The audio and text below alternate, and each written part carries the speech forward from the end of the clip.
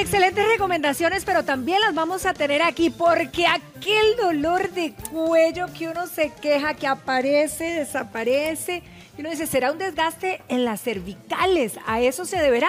Bueno, hoy está con nosotros el experto, está con nosotros el doctor Mauricio Eugenic y nos va a orientar precisamente en esto. Doctor, muy buenos días. Bienvenido. Buenos días, gracias Doctor, por la invitación. Verdaderamente, solo con un simple movimiento de cabeza, esto realmente puede desatar ese dolor insoportable que comenta tanta gente. Ok, un solo movimiento de cabeza que genera mucho dolor no es sinónimo de un desgaste a nivel cervical. El desgaste generalmente se va dando de manera paulatina, poco a poco comenzamos con ese dolor y ese dolor también nos va llevando a cierta rigidez en el cuello. Entonces son esas personas que dicen, tengo dolor de cuello, me acuesto, amanezco con dolor de cuello y trato de voltear o hacer giros de mi cabeza y eso, o sea, sienten que ven menos, entonces para volver a ver hacia algún lugar, algunas veces tienen que girar todo su cuerpo y no pueden girar solo el cuello, además de que tienen mucho dolor. Y este dolor, cuando va aumentando, o sea, cuando el desgaste va aumentando o progresando, entonces nosotros los pacientes nos comienzan a decir que comienzan a tener dolor en la parte de atrás de la cabeza, a sentir mucho dolor de cabeza. Algunas veces el dolor se irradia hacia los hombros, entonces tienen dolor en el hombro. Y si dejamos que esto progrese, comienzan a tener adormecimiento en las palmas de la mano, comienzan a tener pérdida de la fuerza. O sea, cuando hablamos de desgaste cervical, es decir, como para que la gente se ubique, porque de repente nos confundimos, exactamente la altura de dónde es que empieza el dolor. Nuestras cervicales comienzan de la base del cráneo, que es aproximadamente esta zona, y terminan donde está este hueso más saltado a nivel de la columna cervical. Entonces nos referimos a esta zona del cuerpo. ¿En qué momento o cómo puedo diferenciar que lo que estoy teniendo es un desgaste? O a lo mejor me jalé, no sé, u otra cosa que me está afectando en esa zona.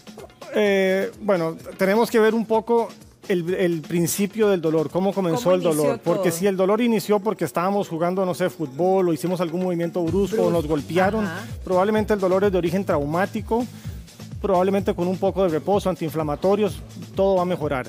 Pero si este dolor, como les dije al principio, es de inicio gradual, que el paciente comenzó con un poco de dolor, pasaron los meses y sintió que va aumentando el dolor, va aumentando también la ingesta de medicamentos para aliviar el dolor, es ahí cuando comenzamos a sospechar desgaste. Lo otro es que el desgaste está muy relacionado con la edad.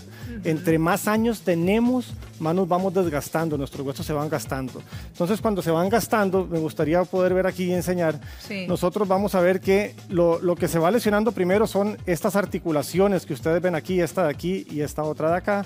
Posteriormente se van a ir dañando los discos, que son estas pastillas que tenemos entre un hueso y otro hueso. Y por último, al ir gastándose estas pastillas, cuando se gastan, se aplastan, como se aplastan, estas, como está esto. Ese es el desgaste. Sí, las pastillas estas nos funcionan como un espaciador para separar un hueso de otro. Y cuando estas se van haciendo más delgadas, ustedes van viendo que los dos huesos se comienzan a acercar, a chocar ya, comienzan a formarse unos picos de hueso que son conocidos como picos de Lora o médicamente osteofitos, y entonces el roce de estas vértebras es lo que genera el dolor. Genera dolor, el desgaste de ese disco genera dolor. El desgaste de estas articulaciones también genera dolor, y todo esto en conjunto nos lleva no solamente a dolor, sino que a rigidez o pérdida del movimiento a nivel del cuello. Ok, entonces, ¿cómo le entramos directamente? Si yo tengo esa rigidez, tengo ese dolor, tengo este dolor que ya vengo trayendo, ¿verdad? Y molestándome por tanto tiempo, ¿cómo se ataca?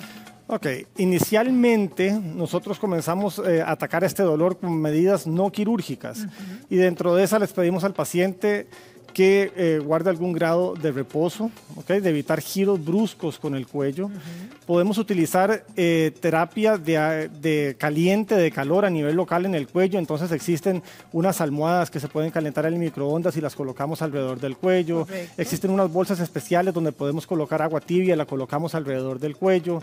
Existe... ¿Los cuellos ortopédicos? Los cuellos ortopédicos ayudan de manera temporal, porque si los usamos mucho, al tener el cuello inmovilizado por largos periodos, entonces eso genera alguna atrofia muscular. Entonces, cuando los quitamos, el paciente... Ya tenemos otro problema. Que tratar, que es la atrofia muscular. Entonces, se pueden usar por periodos cortos de tiempo. Además, para tratar estos dolores de cuello, podemos utilizar algunos antiinflamatorios. Hay que tener cuidado con los antiinflamatorios porque pueden darnos gastritis, pueden darnos sangrados digestivos, pueden subirnos la presión arterial, pueden dañar nuestros riñones. Entonces, tenemos que usarlos pero con mucha precaución. También tenemos el grupo o la familia de los analgésicos, que son muy buenos para quitar el dolor. Tenemos otras medidas alternativas como la acupuntura, la fisioterapia, los masajes. ¿Qué tipo de cosas sirven para eso? Terapia de ozono, o sea, tenemos una gama grande de opciones para poder tratar el desgaste.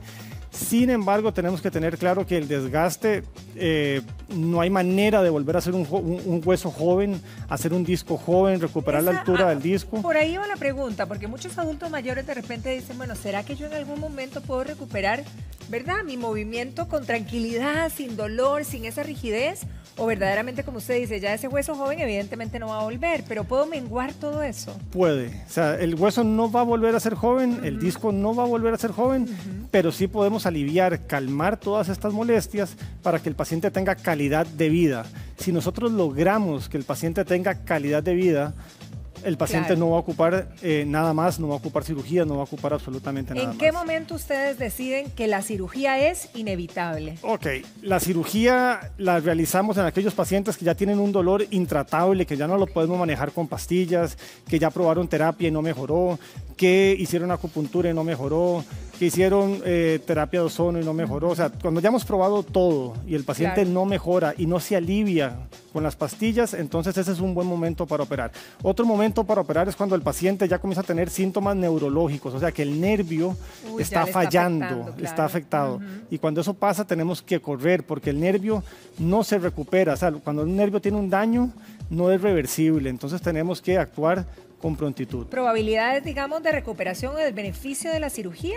Altísimo, o sea, los pacientes tienen una recuperación por arriba del 85-90%, les va muy bien. ¿Qué es lo que se hace? Siempre he tenido curiosidad, es decir, si esto ya está aplastado como esto, en la cirugía, ¿cómo lo revierte? Ok, lo que hacemos es colocar una prótesis de disco, es una de las opciones con las que contamos, entonces técnicamente lo que hacemos es retirar nuestro disco y colocar un disco artificial. Uno nuevo, digamos. Exactamente, en el medio. Y eso nos permite no solamente recuperar la altura, liberar el nervio, sino que nos permite, la prótesis de disco nos permite mantener la movilidad normal que debe tener el cuello. Y entonces es una muy buena opción. ¿Quiénes son los más vulnerables a sufrir de las cervicales? ¿O realmente todos estamos expuestos? Bueno, todos estamos expuestos, pero las personas que tienen movimientos repetitivos del cuello, o sea, donde hay mucho movimiento en el cuello, tienden a tener más desgaste. Entonces, ¿quiénes están propensos? Bueno, lamentablemente las personas que han tenido algún accidente, especialmente de tránsito, que tienen algo que se llama síndrome de latigazo, que el cuello se va para adelante y para atrás. De momento hay lesiones, pero las secuelas de estas lesiones las vamos viendo años después, entonces tienen desgaste. También es común verlo en personas que practican algunas actividades deportivas, como cuáles, la natación, porque cada vez que están nadando tienen que mover su cuello para estar respirando. Exacto. Y en el ciclista también lo vemos con bastante frecuencia. Por la posición que llevan en la bicicleta, tiene la tensión y colocan el cuello en una posición que es de mucho estrés. Entonces, hacer esto de manera repetitiva y por mucho tiempo puede generar el desgaste. Puede volvernos vulnerables. Perfecto. Doctor, muchísimas gracias. Creo que nos quedó clarísimo el tema de las cervicales, ¿verdad? Y esperemos, bueno, prevenir y si no, ya sabemos cuáles son las opciones. Muchísimas gracias. A ustedes. Como siempre, un placer, doctor. Igual, muchas gracias.